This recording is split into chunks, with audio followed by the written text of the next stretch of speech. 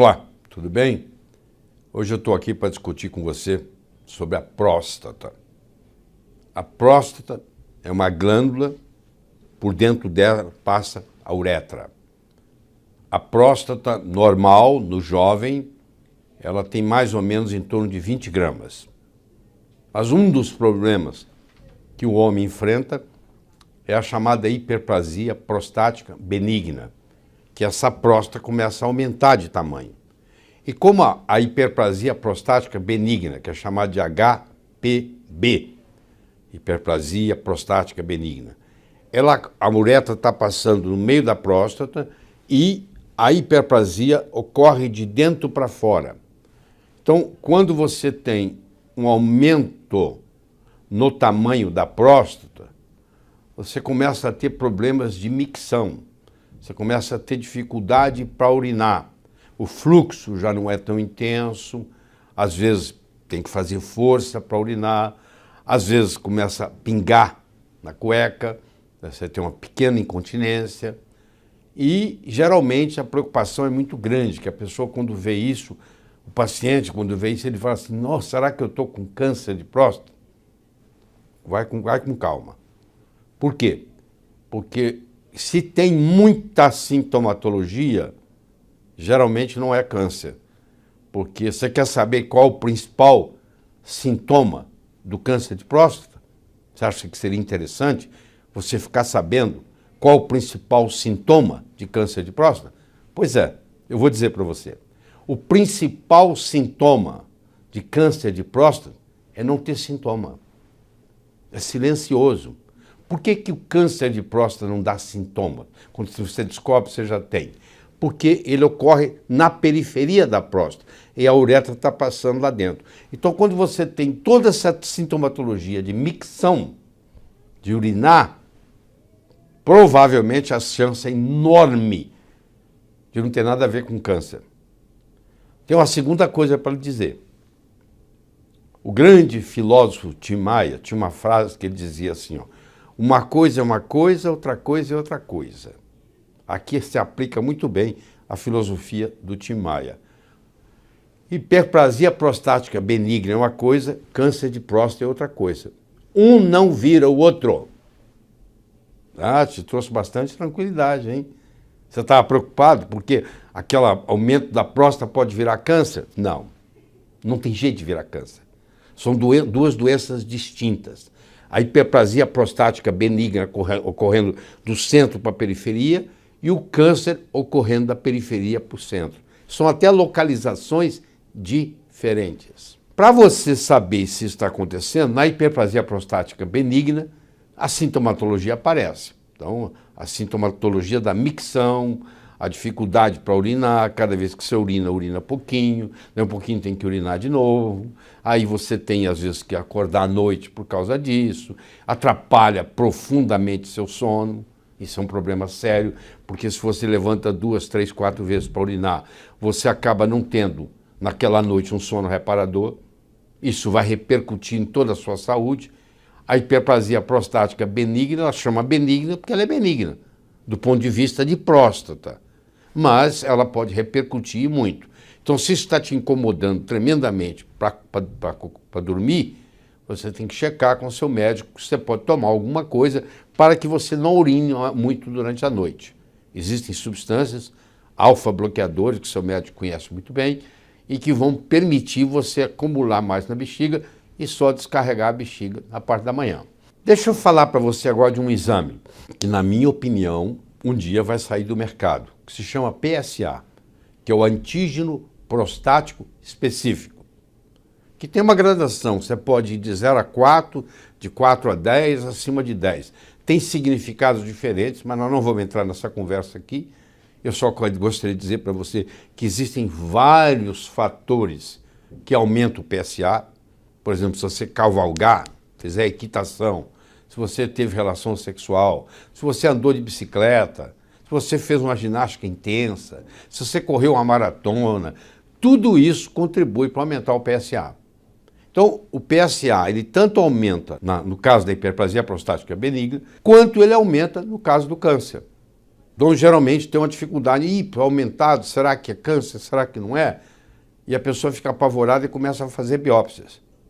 Eu quero que você entenda o que é a biópsia. A biópsia é o seguinte, vai fazer mais ou menos uns 18 furinhos na cápsula da sua próstata e vai ver se ali tem alguma coisa. Eu quero fazer uma analogia aqui para você. Você imagine que eu tenho um lago e que eu crio carpas nesse lago. E você vai me visitar e eu vou mostrar para você que eu crio carpas, porque a água está escura. Eu jogo uma rede e quando eu puxo a rede não tem carpa nenhuma na rede. Significa que não tem carpa no lago? Não, não significa nada, porque o peixe não foi pego na rede, não estava naquele lugar. A mesma coisa acontece com a biópsia de próstata, porque quando você faz uma biópsia de mama, o problema da mama tem um nódulo. Você vai pela ultrassonografia e faz a biópsia no nódulo. Só que a próstata não tem nódulo. Então eu não tenho um parâmetro para dizer aqui que eu vou biopsiar. Eu vou fazer 18 biópsias, tem suas complicações. Procure no Dr. Google, você vai ver, tem gente que fica internado por um mês depois de uma biópsia de próstata, tá? Porque às vezes pode sangrar. E quando vem negativo, não é garantido também que não tenha nada. Porque você jogou a rede, não pegou peixe, não significa que o lago não tenha peixe. Simplesmente o peixe não caiu na rede. Você fez a biópsia, mas se você está fazendo a biópsia de um lado e o câncer está do outro lado, você não vai pegar. Então você tem que levar isso em consideração na hora que você vai decidir se você quer ou não fazer a biópsia. E o problema maior do câncer de próstata, que a preocupação maior é a metástase, é espalhar. Tem estudos na literatura mostrando que a biópsia, furar a cápsula da próstata, contribui no processo de metástase. Mas deixa eu dar para você dois parâmetros importantes. Primeiro, que só 7% dos cânceres de próstata vão ter metástase. Então a chance de você morrer com ele, mas não por causa dele, é muito grande. Então uma pessoa que tem câncer de próstata, ela pode morrer com câncer de próstata, mas não por causa do câncer de próstata, porque a chance de metástase é de apenas 7%. Tanto é que nos países de primeiro mundo, quando passa dos 65 anos de idade, hoje a conduta é observar. Tem lugar, por exemplo, nos Estados Unidos, com mais de 70 anos não se opera mais. E já de 65 a 70 tem restrições muito grandes para operar, entendeu? Eventualmente, todo homem vai ter câncer de próstata. Eles têm estudos mostrando pacientes com 90 anos de idade ou mais, que morreram por outras causas, submetido à autópsia. Sabe quantos por cento tinha câncer de próstata? Com mais de 90 anos? 100%. Todos os pacientes que morreram com mais de 90 anos, por outras causas, quando feita a autópsia, quando estudado a próstata, tinha lá um câncer de próstata pequenininho lá guardado. Porque o câncer de próstata, ele leva 20 a 30 anos para evoluir. Então, se você foi diagnosticado com câncer de próstata hoje, significa que ano passado você já tinha ele, que ano retrasado você já tinha ele. Agora, eu pergunto para você, raciocina aqui comigo. Você é diagnosticado hoje com câncer de próstata, por que você tem que operar amanhã de manhã? Isso é uma coisa que levou 30 anos para chegar naquele ponto. Não é melhor você se preparar melhor para a cirurgia? Não é melhor você fazer uma alimentação apropriada, ter alguns dias para poder colocar sua vida em ordem, etc., do que amanhã de manhã tem que operar? Eu não entendo essa pressa, como muitos que estudam isso não entendem essa pressa. E o PSA, ele tanto ajuda quanto atrapalha, porque o PSA pode ajudar em você fazer um diagnóstico, mas muitas vezes tem nada a ver com nada. E existe o chamado PSA total e existe o chamado PSA livre. Conversa isso com o seu médico. Quanto maior for o percentual do PSA livre comparado com o PSA total, menor é a chance de ser câncer. Então eu posso ter um PSA de 12, mas se o PSA livre é 25%, por exemplo, isso é praticamente uma hiperplasia prostática benigna ou uma prostatite.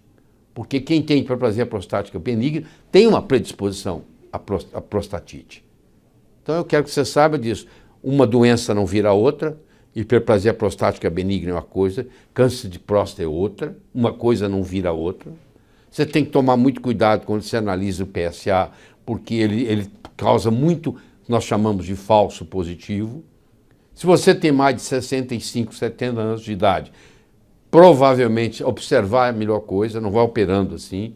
E como é um câncer de evolução lenta, você não pode ser amanhã de manhã. E lembrando-se de que quanto mais sintomatologia você tiver, maior a chance de ser hiperplasia prostática benigna do que câncer. Existem vários alimentos que são úteis no tratamento da próstata. Um desses alimentos, que o componente é o licopeno. O licopeno é uma substância que ajuda muito, tanto na hiperplasia prostática benigna, quanto mesmo na prevenção até de câncer.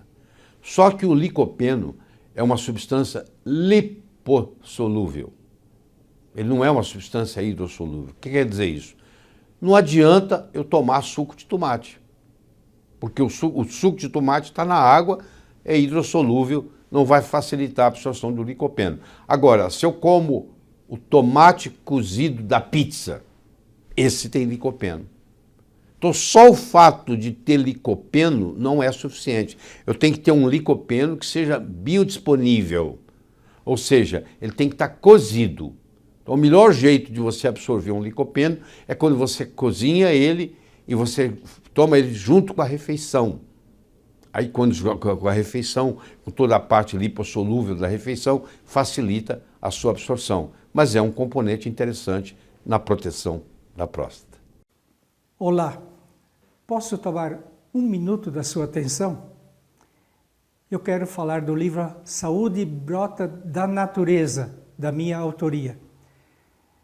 Esse livro é uma joia preciosa para quem o possui. Ele fez sucesso durante 34 anos. Porém, depois da 25ª edição, eu resolvi não mais editá-lo em gráficas. Fiz apenas o e-book. Então, é só encontrado na internet. Antigamente, esse livro era assim. Saúde Brota da Natureza. Depois da 25ª edição, eu reformulei, acrescentei muitos textos e se fosse hoje imprimi-lo, ele ficaria assim, 2 volumes, com 134 páginas a mais. E imprimi para mim, que eu não lido muito com computador. Então, é uma preciosidade e é um livro de cabeceira de muita gente. Trata de todos os assuntos, de qualquer problema sério que afeta a saúde humana, tem nesses livros. De tudo. É um livro que não poderia faltar numa família. E tem mais uma boa notícia. Diante da dificuldade financeira de milhões de brasileiros, eu resolvi colaborar também. Eu reduzi o preço do livro em R$30 por livro, no e-book. Ele vai custar agora apenas R$67, 67 reais, até que a situação financeira do país melhore, de modo geral, que haja uma melhora visível. Então aproveite, presenteie a família, presenteie a si mesmo, faça a sua parte, que Deus já fez a dele. Obrigado pela atenção.